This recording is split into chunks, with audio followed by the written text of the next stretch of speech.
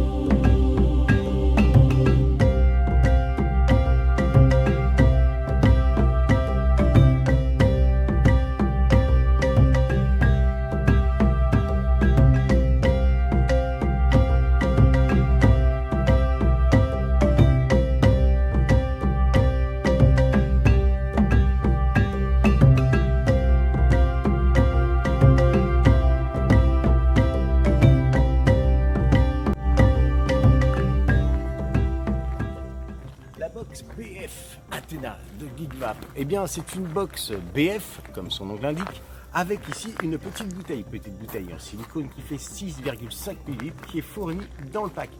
Elle fait 73 mm de haut, 45 mm de large et 25 mm d'épaisseur. C'est une box en stainless steel munie en plus, on le verra sur le gros plan, d'une petite languette.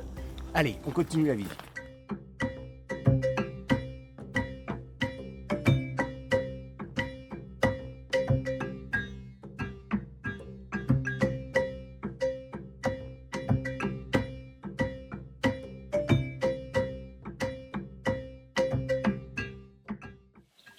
On va s'attaquer au montage et on va s'attaquer aussi à l'unboxing. Vous savez que j'adore faire de l'unboxing. On va attaquer ça, on va se poser sur la souche qui est ici.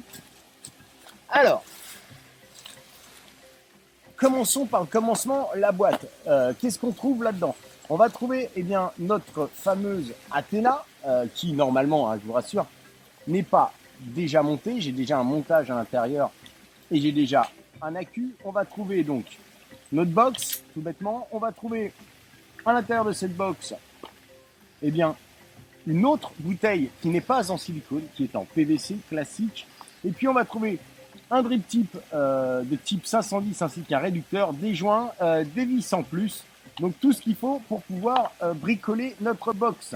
Je vais donc utiliser pour le montage des coils faits par le builder Sylvain Vargas. Coil qui devrait m'amener aux alentours de 0,30. On va maintenant, ouvrir ça et puis commencer le montage à même la souche. Donc, ce sont des vis plates. Ça, c'est plutôt pas mal. Alors, excusez-moi si mes mains passent devant le champ de la caméra. Donc, on va défaire ces vis plates. Vous avez donc 4 vis, naturellement, qui s'enlèvent plutôt très facilement. Voilà, alors je le préviens tout de suite, je n'ai pas pris mes lunettes, donc je risque de galérer un petit peu, voire même d'accélérer le montage, si jamais il y a besoin. Voilà, je viens de libérer mes résistances que je vais enlever, voilà, hop, on le met là. On va prendre les deux autres résistances qu'on va venir monter sur notre plateau que je vous laisse regarder. Plutôt joli, bien fini. Le plateau est sympa. Je trouve après, je vous redonnerai mon avis sur le dripper par la suite. Je ne trouve pas ça exceptionnel, mais peu importe. Il va nous falloir une pince coupante, voilà. Je vais vérifier la hauteur de mes coils et je vais surtout ouvrir beaucoup plus mes plots de façon à pouvoir passer plus facilement mes câbles. Je vais positionner mes coils. Bien sûr, si je les pose comme ça, c'est un petit peu haut, n'est-ce pas? Donc, je vais déjà les recouper. Et je vais en couper un seul pour le moment. Pourquoi un seul? Parce que je vais déjà essayer de voir à quelle hauteur il faut que se situent mes coils, en sachant que l'airflow sur ce dripper se trouve en partie haute et n'est pas latéral sur les côtés du baril. Je vais recouper un petit peu, je pense que je devrais être pas mal. Je suis même pas mal du tout. Donc maintenant, une fois que j'ai fait ça, eh bien, je vais pouvoir couper à peu près à la même taille les autres en me servant de celui-là comme guide. Mes deux coils sont coupés. Alors attention, hein, on voit ici l'isolant en pic pour le positif et le négatif ici, donc de ne pas mettre vos deux coils sur ces plots-là, sinon vous auriez fait positif et négatif et négatif. Donc vous insérez bien vos coils de chaque côté, un petit coup de vis, pas trop au début, de façon à pouvoir encore travailler nos résistances. Je vais utiliser des petites tiges de façon à pouvoir redresser mes coils. Je suis sur le bon diamètre, ce qui est le cas. Donc là maintenant, je vais redresser mes coils de façon à ce que ça ait une belle tête. Voilà. Alors attention quand vous faites ça, de ne pas trop abîmer les résistances. Là, je vais resserrer ce côté-là qui est en train de se sauver. Je vais redresser celui-là encore. Voilà. Maintenant, je vais serrer beaucoup plus fortement mes plots. Alors, on voit ici, hein, il y a une petite encoche qui permet d'accéder aux vis. Donc, j'ai serré fortement mes résistances. Donc, ce coup-ci, elles sont fermées. Je vais maintenant les positionner vraiment comme je le souhaite. Alors, comme je vous le disais, l'airflow sur le baril se fait ici. Je vais vous montrer avec le petit tournevis. Je vais essayer de me mettre à la lumière. Ici, donc, l'airflow est là. Je vais essayer de l'ouvrir. Voilà, là, il est ouvert à fond. Donc, en fait, l'airflow qui est là vient choper par en dessous, ici. Voilà. Donc, c'est pas évident de trouver la bonne hauteur des coils. Maintenant, on va utiliser le coton que m'a fourni Sylvain, puisqu'après tout, il a mis du coton à l'intérieur. On va s'en servir. J'aère un petit peu mon coton, puis ensuite, je vais reformer une mèche avec pour un peu, voilà, parce qu'il était un petit peu tassé dans l'emballage. Donc voilà, une fois, voilà, je vais essayer de faire une petite mèche et je vais regarder si j'ai pas trop mis de coton. J'ai un peu peur d'être un peu balèze en taille de coton, mais on va voir ce que ça donne.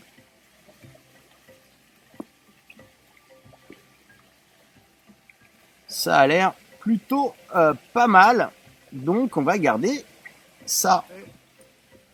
On va recouper, pas besoin d'autant puisqu'il s'agit de BF, donc du coup on n'a pas besoin d'avoir une tonne de coton dans la cuve. Coton bien sûr que je ne laisserai pas, que je ramasserai avant de partir. Je ne vais pas laisser de détritus dans la nature. Voilà. Ensuite, je vais un petit peu, voilà, le peigner, histoire de l'ouvrir un peu aussi.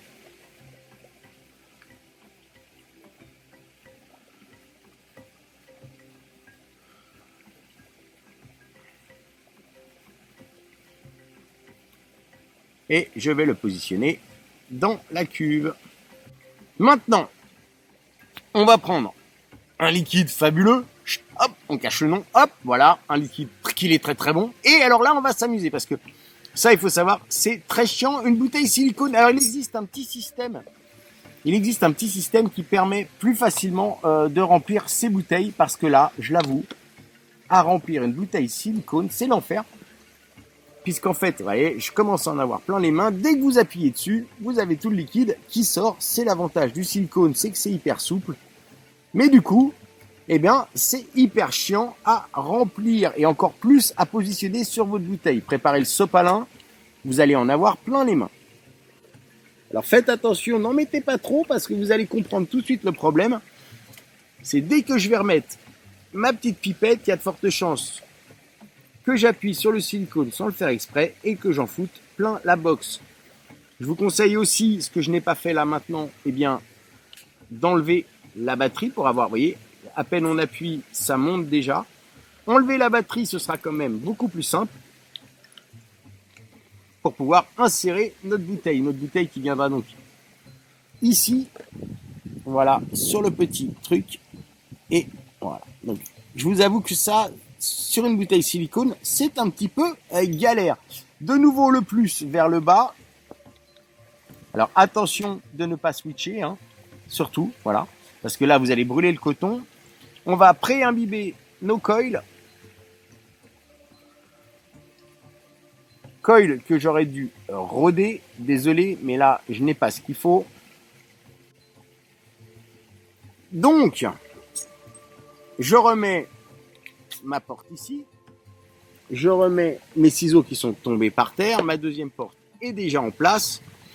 Je vais positionner, on voit à l'intérieur du dripper, eh bien, du baril, deux petites encoches qui viennent se positionner au niveau, eh bien, des encoches de drip tip. Et on est bon. Voilà. Ça fonctionne plutôt même très très bien. Et bien voilà, notre box BF, la Athena de BigVap, est montée, prête à l'emploi, comme je viens de vous le montrer. Je voudrais tout d'abord remercier Sylvain Vargas pour m'avoir fourni les coils, parce que lui et puis d'autres savent très bien que je suis très mauvais en coils, et du coup préfèrent me fournir les coils plutôt que de me voir faire n'importe quoi. Que dire de cette box? Eh bien, la box Athena est une très très très bonne box. Déjà, elle est assez jolie. Ça change de ce qu'on voit en ce moment de toutes ces box BF imprimées en 3D. Je n'ai rien contre les box BF imprimées en 3D, mais là, on se retrouve avec quelque chose qui sent la robustesse et qui en plus a ce petit blocage de switch qui est juste parfait et très très bien pensé et hyper efficace. Maintenant, que dire du dripper? Très honnêtement, je ne suis pas un gros fan du dripper, même si le plateau est quand même, je l'avoue, hyper pratique.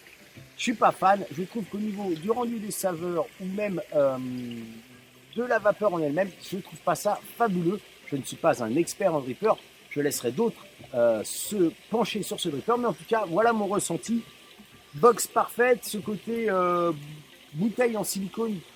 Pour ma part, en tout cas dans ma boîte, il y avait deux bouteilles, une en plastique, une en silicone. Silicone, c'est juste parfait pour se conquer quand on parle américain. Pour ce qui est de l'efficacité, je vous montre. Voilà, il n'y a pas photo, ça fonctionne terriblement bien. Sur ce, pas grand chose d'autre à dire. Vous retrouvez eh bien, dans la description de cette vidéo les liens pour vous fournir les coils de mon ami Sylvain Vargas. Et puis, je vous fais des gros bisous masculins. N'oubliez pas, nous sommes la résistance. Et puis, comme je le dis toujours, une grosse barre. Et encore merci Sylvain. Je tiens à dire, Sylvain m'a fourni ses coils et m'a conseillé sur la Q. N'oubliez pas, il s'agit de full mecha. Faites très attention à ce que vous faites. Ce n'est pas à mettre entre toutes les mains. Voilà. Donc, des bons accus, des bons coils. Vous vous faites aider comme je me suis fait aider. Et ça marche terriblement bien. Je vous fais des gros bisous masculins. N'oubliez pas, nous sommes la résistance. Et puis, comme je dis toujours, une petite barre pour le départ.